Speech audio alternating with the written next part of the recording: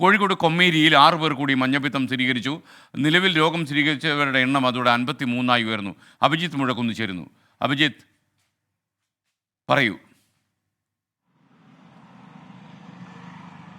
എസ്കെൻ, good morning. 6 പേർക്ക് കൂടി പുതുതായി മഞ്ഞപ്പിത്തം സ്ഥിരീകരിച്ചിട്ടുണ്ട്. കഴിഞ്ഞ ദിവസങ്ങളിൽ ഇവിടെ മെഡിക്കൽ ക്യാമ്പുകളൊക്കെ നടന്നു വരികയാണ്. ഈ മെഡിക്കൽ ക്യാമ്പുകളിലേക്ക് എത്തിയ പ്രദേശവാസികളിൽ നടത്തിയ പരിശോധനയിലാണ് കൂടുതൽ പേർക്ക് മഞ്ഞപ്പിത്തം ഉണ്ട് എന്നുള്ള ഒരു സ്ഥിരീകരണത്തിലേക്ക് എത്തിയിട്ടുള്ളത്. ഇതോടെ ആകെ 53 പേർക്ക് ഈ കൊമ്മേരി പ്രദേശത്ത് മഞ്ഞപ്പിത്തം കണ്ടെത്താനായിട്ടുണ്ട്.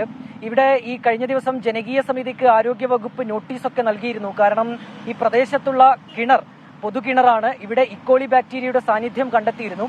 കഴിഞ്ഞ കുറച്ചു ദിവസങ്ങളായി, കുറെ കാലങ്ങളായി ഈ കിണർ ശുചീകരിച്ചിട്ടില്ല എന്നുള്ള ഒരു കണ്ടെത്തലാണ് ആരോഗ്യവകുപ്പിന്റെ ഭാഗത്തുനിന്നുണ്ടായിട്ടുള്ളത്.